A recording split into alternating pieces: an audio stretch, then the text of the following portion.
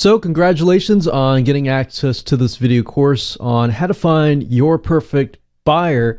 I believe that by the end of this video course, you will have a totally different mindset. This is something that really hasn't been talked about a lot on the internet, and I really feel like this is one of the main reasons why a lot of people tend to fail when it comes to building businesses online. So this is going to be the introduction and quick overview, and I'll talk about the video course as a whole, and then we're going to talk about mindset and why selling to your audience is more important than, selling your products and service straight up. I mean, that's fine to do later on, but that's oftentimes where people start and fail. So really what we want to do is we want to set you up for success, right? And then we're going to talk about mind mapping tools that will help speed up the process of implementation to help you successfully get on the right path. Okay, so before we get started and talk about mindset and mind mapping tools, I want to give you a quick videos overview of what's inside this video course so you know exactly what to expect. And as you understand how the whole process works, you'll be able to implement this at a faster rate. This is, of course, video number one. Video number two is going to be about researching your competition. Now, the reason why you want to research your competition is because at this point in time, your competition, especially the ones that are doing well in the market and dominating the market, are actually gathering data that you need. So they already have the customers, they already have the traffic, and all you have to do is simply look at them and look at who their buyers are so that you have the right information and you'll be able to figure out who your perfect buyer is, what their likes are, what their dislikes are, and everything of that nature. Video number three is we're going to talk about the basics of profile. So after we have gathered the competition, we want to begin to profile our perfect buyers. And I'll talk more about that, utilizing certain tools that you can use to find that data out. Once we have figured out the basic data, such as who the person is, maybe their age, maybe their income, maybe their education level, we can actually gather even more intel. But before we can do that, we need the basics so that we can match things up and make sure that we are actually headed the right direction. And it'll make more sense when I actually go into that particular video. Video number five, we're going to talk about some shortcuts. So over the years, I've done this many times, and I've figured out some shortcuts to help you speed the process up. So we'll talk about shortcuts in video number five. And video number six, we're going to talk about a typical day that your perfect buyer goes through. Now, the reason why you want to do this is because it's going to reveal to you a lot about your perfect buyer. What does their day look like? What are their insecurities? What are their fears? What are their strengths? What are their weaknesses? Everything about them to the point that if you place your product and service right in front of them, will they actually buy it, or will they just totally ignore you? So that's just something good to know before you actually build up your products and services. Because a lot of people make the mistake of just launching their products and services, not realizing who their perfect buyer is, and then of course later on wondering, why in the world is their product and service not selling? I'm sure you've been there, and I've been there as well, and you have made the right choice in taking this first step. And then, of course, video number seven, we're going to talk about media mapping. So what that is we are going to utilize certain media sources to really go deeper and dive deeper into understanding the perspective of your perfect buyer. What are things that they like to watch? What are things that they don't like? And it'll just make things more evident to you as far as putting yourselves in their shoes. Because sometimes putting yourself in other people's shoes is a hard thing to do. Just saying, hey, put yourself in those shoes and think like them, that's not always an easy thing to do. But this media mapping in video number 7, that will definitely clear things up. And of course, last but not least, we have video number 8, which is going to be talking about buying habits. So this is going to reveal to us what they buy. And by knowing that and knowing the habits, how much money do they spend and everything like that, that is going to reveal to you future products and services that you can open up at a later date. So this is not just finding the perfect buyer, it's finding what they want at the end of the day. So you see why this is so important and how it's going to make a huge difference in your business? Well, hopefully at this point you are excited as much as I am excited about teaching this to you and helping you out. So let's talk about mindset. Now, up until this point, you kind of realize that it is so important to find that perfect buyer. So really what I want you to do before you even begin this video course is to understand that the biggest mistake that most product owners make is selling their features alone. So if you build, say, for example, a piece of software, a lot of people tell, this software can do this, it can do that. But really what it comes down to is your perfect buyer, or maybe your non-responsive buyer even, they're still thinking what's in it for me, right? So that comes down to benefits. How does maybe the software can speed the process up? But the benefit in that case is that it can save time. And if you know their typical day, you can say it saves time. So, if you're trying to rush and get your kids ready, if you know that that is your particular demographic, then you can speak to them, right? But if you know that, let's say, for example, that they're retired, you can say, well, the kids are out of the house, you're waking up, you're looking for things to do, or you're looking to build your business or whatever that they are trying to do, then you know how to speak to them, right? So that's why benefits are so crucial. Now, you have probably been hammered down and been taught that benefits are crucial, but let me challenge that at the same time. Let me ask you, how do you know if these benefits are really the benefits of your perfect buyer? Because if you don't know your perfect buyer, how do you know if those benefits really are impactful? Do you know even what your perfect buyer looks like? Do you know what their typical day looks like? And do you know their fears and what gets them excited? So you see what I mean here? You need to know your perfect buyer.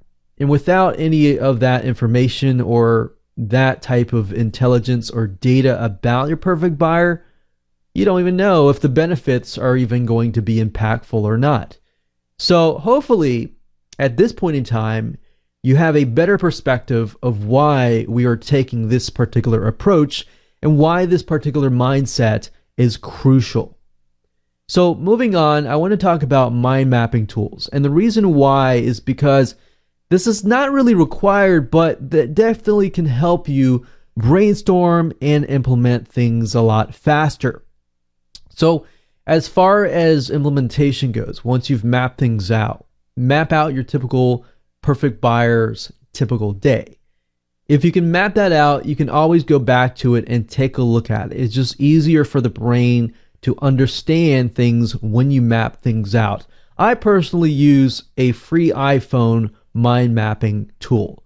You don't have to spend anything else. You can spend $2, $3 to upgrade to a paid version if you would like.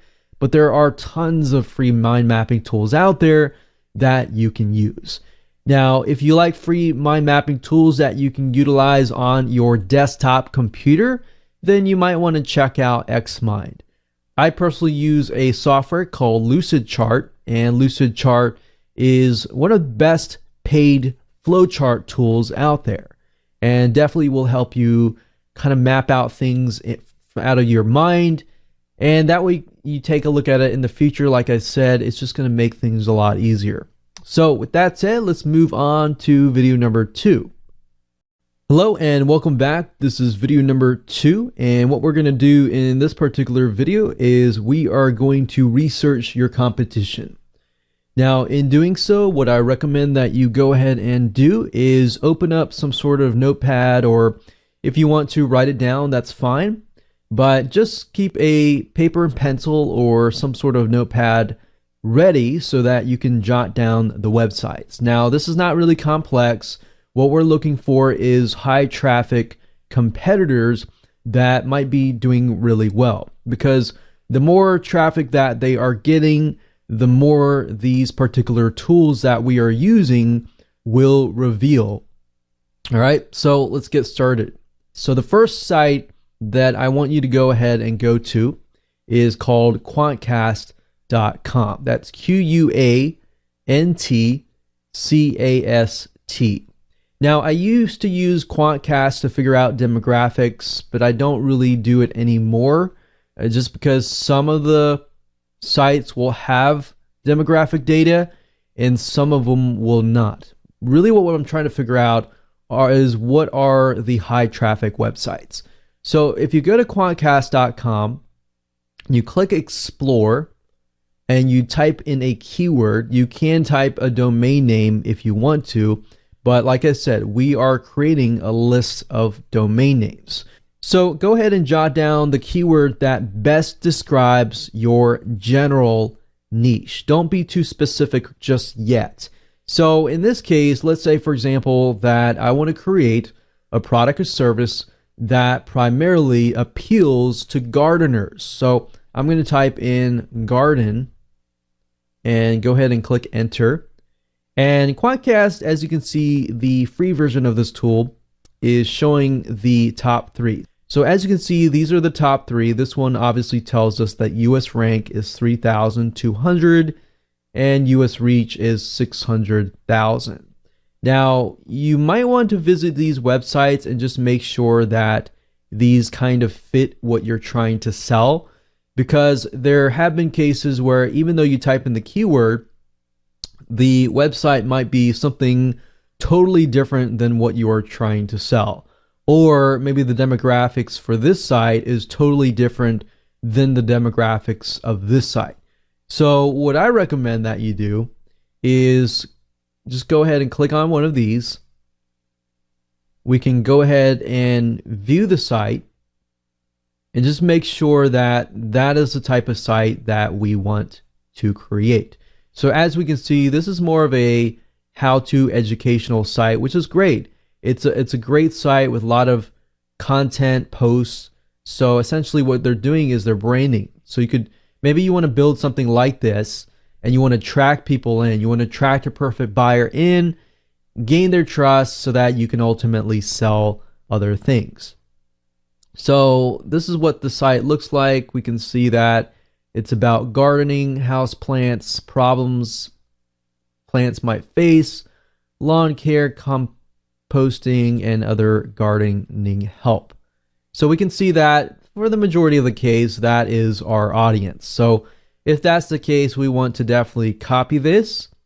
I'm going to open up Notepad and put that URL in here. Now that we have this URL, in order to find other URLs, what we need to do is I'm going to close down Quantcast and this site here.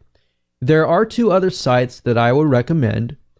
Similarsites.com, which basically, if you enter a URL of a website, it'll tell you all of the other websites that are similar to that website. So if I go ahead and press enter here, we can see that gardeningknowhow.com. We scroll down, we see these ads here, and these are not related at all. So just ignore these for now. And then you see Garden Web. So I'm going to open that in a new link. Garden guides, we have yard care, we have helpful gardener, and garden.org. So I'm going to open the top 5 open and just take a look. So we have gardenweb.com, and if I go to the site, let's go to the site and check it out. Sometimes you have to highlight it and just go to the site directly. We can get an idea of a hyper-responsive buyer too if you look through here, and sometimes if they have forums, that'll give you a good chance to see what kind of questions people are asking, kind of their frustrations, their likes, their dislikes, and just to get a feel for what that person looks like. And also, when you look at the websites, is there similarities within the websites? We can see there's a navigation bar, it talks about gardening, kind of like the other site.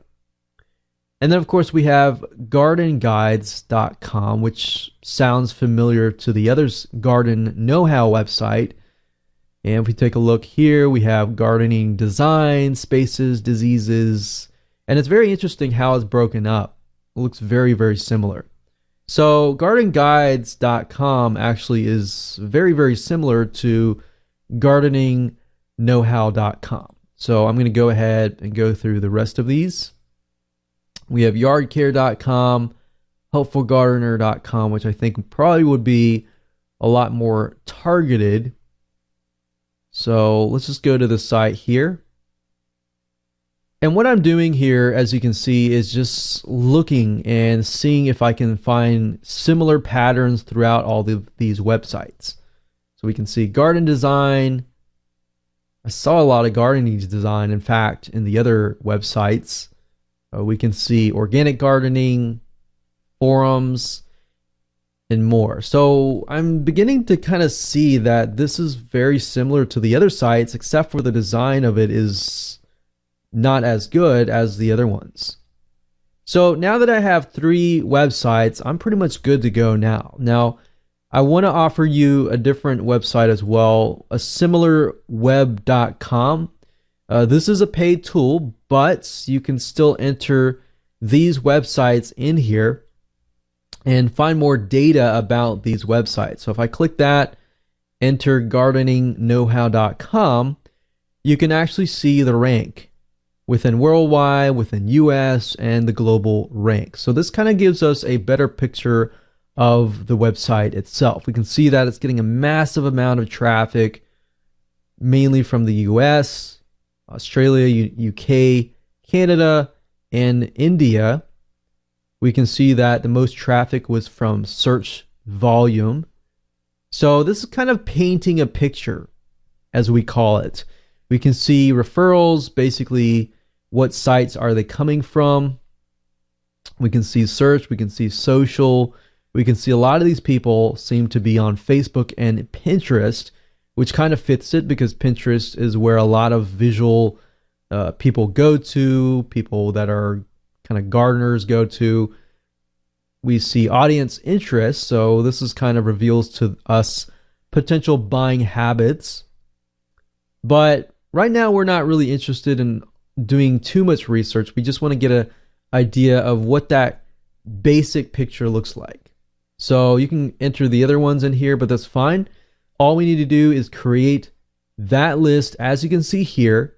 And as you can see, we have a list of 3 websites, and that's all we need right now. So in the next video, we're going to take it a step further, but for now, that's all you need. So go ahead and do that right now, and I'll see you in video number 3. Hello, and welcome back to video number 3. And this particular video, we are going to discuss about the basics of profiling. So this is step 1 when it comes to figuring out who your perfect buyer is and what do they look like. So to do that, I want you to get access to the list of websites that you copied earlier and go to a website called alexa.com, as you can see right here. That is alexa.com.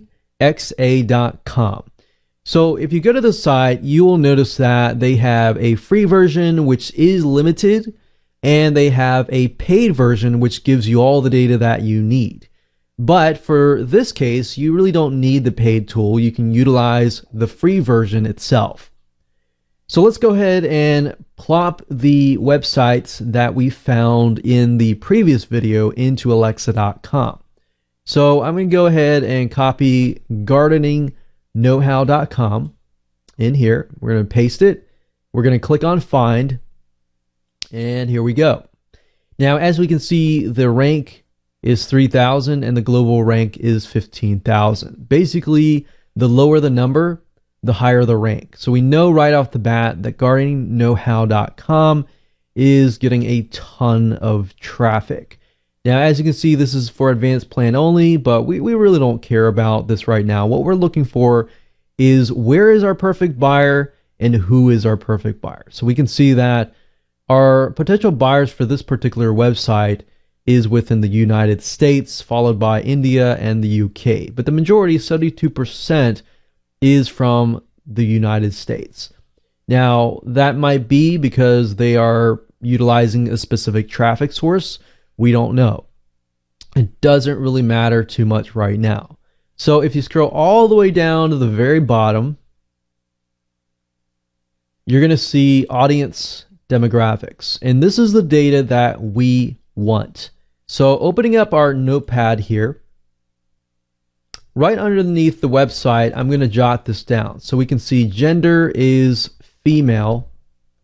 So it looks to me like it's about a good amount female, and males are underrepresented, but males still do gardening as well. So we can say males, but maybe about 20%, and then females are guesstimate about 80%. So as long as we know that the major demographic in this case is female, we know that we're probably going to speak directly to females. We can see browsing location is at home. So that's a good sign. That means that they are at home. They're not on, the work computer. And that also tells us that if they're more likely to buy something, or if they're on their home computer, than if they were on their school or work computer. So that's a good sign. We can say browsing location is home. And then, of course, the education is, it looks to me like, mainly graduate school and some college followed by second. So I'm going to copy these two over here. So we can say primarily, say number 1 and number 2, second place, some college. So we know that they are quite well educated types of people in this case, as far as education goes. So they definitely have graduate school, they probably have master's degrees, and some sort of college, bachelor science or basic degree. So in knowing that, we are going to have to speak intelligently to this somewhat educated market. So this is kind of painting a picture here. Let's do the same thing with garden guides. And the reason why I like to do this is because I want to see, is it consistent across the board? If it's not consistent across the board, then maybe there's something different about these specific websites. So I'm going to go back up to the top, the exact same thing, type in gardenguides.com, scroll down, looks like a high traffic website, but we're really more in tune about this. We can see female, some college and graduate, and home. So that's consistent, right? So we don't really need to jot that down, but we can say same thing. Let's do the same thing about the helpfulgardener.com. And it's a good sign whenever everything is consistent, because that means that you're getting the right data. Now, when we look at this, it's a little bit different. We can see Helpful Gardener, same home. A female is still the majority. And we can see that it's mainly college. And yeah, college. So, and males are still less, but at this point, we're looking at Helpful Gardener. And we can see that Helpful Gardener actually, it pretty much adds up, but we can see that there's still males, and males are moving up in that section. So we want to figure out, okay, why is that case? I'm really interested in thinking, why is that the case? Well, if we look at Helpful Gardener one more time, we can see winner of Business Week's magazine Best of the Reward. So maybe because Business Week may have a lot of males as a majority and might be coming to this website. So depending on the traffic source, that can reveal different things to us. Now we look at how the site is laid out. We can see flower gardening, garden design, garden forums, gardening tips, gardening. So another thing we can do is, let's see if we can find some sort of garden forum. So I'm going to type in garden forum. And we know there are different types of gardening as well, but let's just go to forums.garden.web.com. So let me just try something real quick. This may not work. Typically you have to enter the main site, not a subdomain, but let's just do this anyways. Okay, so as you know, forums typically are where most of your hyperactive people go. People that talk a lot, people that are very passionate about whatever market it is. So if you can find a forum on a website and then put that into Alexa, that is going to tell you who your hyperactive audience is.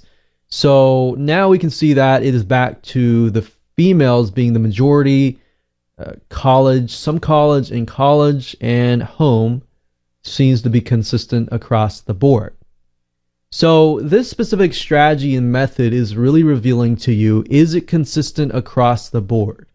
Now that we know that it is indeed across the board consistent, we can pursue it to the next step, which will be the next video as we dig further into the demographic itself. Like, what do they look like, kind of thing. Now, let's say, for example, that you enter two websites and they're totally different. Like one is male and one is female. If that is the case, then I would look at the website and then I would ask yourself, which website actually fits my product and service? Because you'll find out, even in the same niche, in some cases, certain websites are really geared towards males, while other websites may be really geared towards females. So that way, that's how you know what is going to be your perfect buyer, is look at the website. Is the website fitting what I'm trying to sell? So with that said, let's move on to the next video, and I'm sure you're going to be shocked and amazed by how much data you can find out utilizing this free tool. Welcome to video number 4, and this is going to be about gathering more intel. Now, in video number 3, as you saw earlier, we utilized Alexa.com to gather some basic information about our perfect buyer. Now we're going to take it a step further, and you're going to see in just a minute what I mean. So first things first, in order to do this, basically we are going to utilize the Facebook Ad Audience Insights free software application. Now, you obviously do need to have a Facebook account in order to do this. Now, if you log into your account and you go specifically to facebook.com/ads/audience_insights, as you can see here in the address bar, if you go specifically to this URL, you will see the following page. It'll say, choose an audience to start. Either everyone on Facebook or people connected to your page. Now, this is the assumption that you haven't started a page, you haven't started anything yet, your page doesn't have an overflow of traffic to it, so you definitely want to start with everyone on Facebook. Now, the reason why Facebook Audience Insights is so powerful is simply because it allows you to dig really, really deep and dig further into all sorts of things. And I'll show you in just a minute. But what this allows you to do is, this is basically showing you what all these people on Facebook enter into their profile. Their likes, their dislikes, their age, their gender, everything. In fact, Facebook is one of the few big companies that is giving you access to this data. Obviously, they want you to utilize this data for the purpose of Facebook ads, but you can use this data for your own products and services, and for your future ads as well. Now, as you can see here, I generally like to just start out with one country, the United States. Sometimes it'll default to your country, but as you can see, you can add countries as well. But I like to stick with one country, and I'm going to leave everything as it is because I want to see, and we're going to take a look at the demographics we pulled earlier with Alexa. We basically want to make sure that we see patterns that are continuous and consistent patterns that show us consistent data. Now, Alexa.com, we saw that is a majority of female, and there's still some males that are interested in gardening, but not a whole lot. And then we saw that the majority had graduate school or some sort of college, and the other ones as well. So let's go ahead and put the interest in here. So interest right here, where it says interest, put garden or whatever that you're trying to do. So now we see home and garden, we see gardening, Garden of Eden. No, that's not what we're looking for. So we're looking for gardening or garden. So I'm going to do that, and let's just take a look at this. Remember that it was a good amount of women, and I guesstimated about 80% women, 20% men. But realistically, with Facebook ads, it shows that it's 69% women and 31% men. Now, in detail, this is what is nice about Facebook. It gives you a more thorough breakdown of the age range. Now, as we can see that the majority of people are interested in gardening on Facebook are about 25 to 34. Now, then we have 45 to 54. So it looks like the majority are here, and then the majority are the older folks. So 25 to 34, 45 to 64, and then it kind of breaks off. And that's interesting. As I began to think about it, as far as gardening goes, the young folks, 25 to 34, they're not super young, but they're about, they've already graduated college. They already have had probably a job for a decade, and they obviously are interested in gardening. Maybe they have kids and eventually they get out of that stage and then they come back at age 45 to 64. So they could be almost retirement age kind of deal. So that's why I'm kind of painting a picture here. We can see that men as well, the same age, the majority of men that are interested in gardening are about 25 to 34. Which is interesting. And then it kind of breaks off from there. Now, we can see lifestyle, which is something amazing here. You can see the US demographics and interest data based on purchase behavior, brand affinity, and other activities. So basically, this is showing us, out of the majority of people, they are interested in gardening, country ways, clubs and causes, sort of nonprofits. So a lot of country type stuff. Suburban, country, outward, rural lifestyles. Relationship status, the majority of them are married and they have at least college, which kind of matches the exact data that we got from Alexa.com. Job titles, we can see that a large portion of them are in legal, nurses, community social services, healthcare, a lot of medical type stuff, even management. Business management, social sciences. And if we go back up here, we can say page likes. What do they like? What kind of pages on Facebook do they like? Website, books, writers, magazines. What kind of magazines are they reading? Better Homes and Gardens, entertainment, country music, food, beverages, news, media, fictional characters, home and garden. What kind of pages do they like? We can see where the majority might be located. So a lot of Floridians, Florida, upper north, Iowa, Missouri. So a lot of East Coast activity.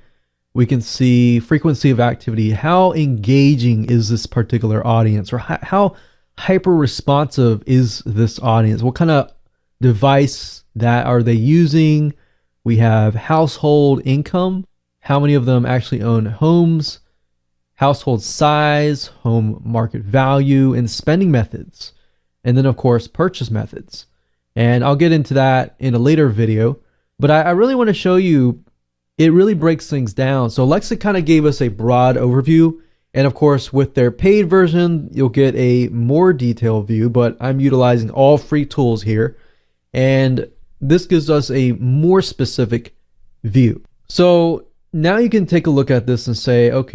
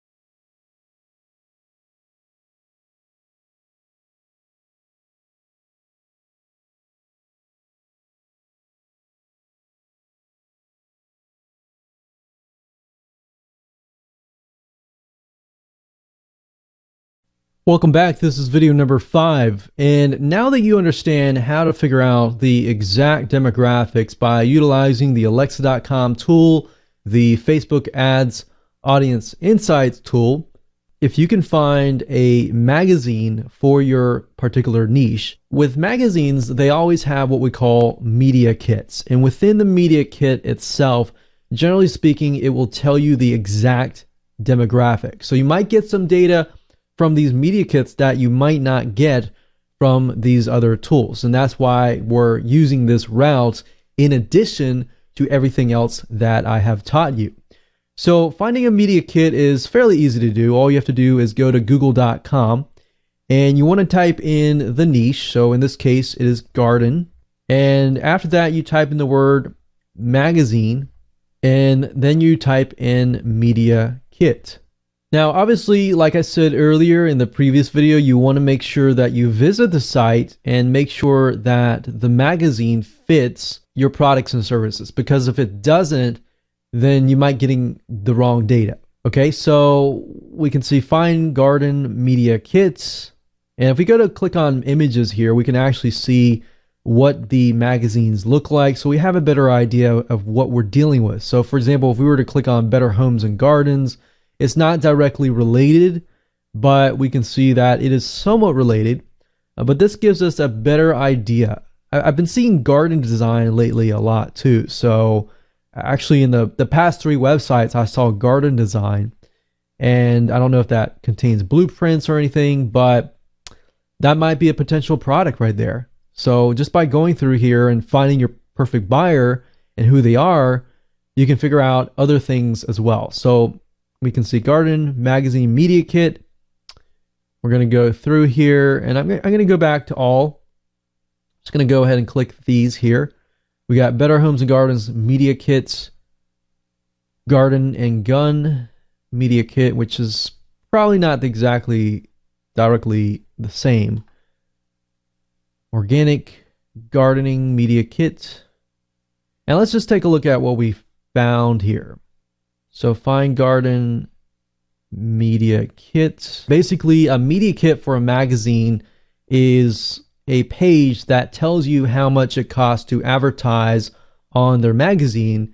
But in addition to that, it'll also tell you the demographics as well. So not 100% if that's the case for this one. Let's take a look real quick. Okay, so rate card, find garden, 1.2 million unique visitors. Plays online demographics. Aha, see, there we go. Nice. So this is what we wanted. Gender, 80% female. That confirms what we're talking about. Graduated from college. That confirms it as well. Medium income, about $100,000. Age, 59. So we can see that it's kind of more on the older scale. 59 years old. Married, 69%. How big is their garden? How big is their garden that is editable? Wow, that's really, really deep. And their average amount spent per year on gardening and related activities. So they're willing to spend up to about $935. So that gives us a good idea of who we're dealing with, right? Now let's check out these other media kits. Sometimes if you go to the main website and you scroll all the way down and you see like a button that says like advertise or anything like that, you'll be able to get the media kits from there. So we can see here, media kit. Okay, so I guess this whole thing is the media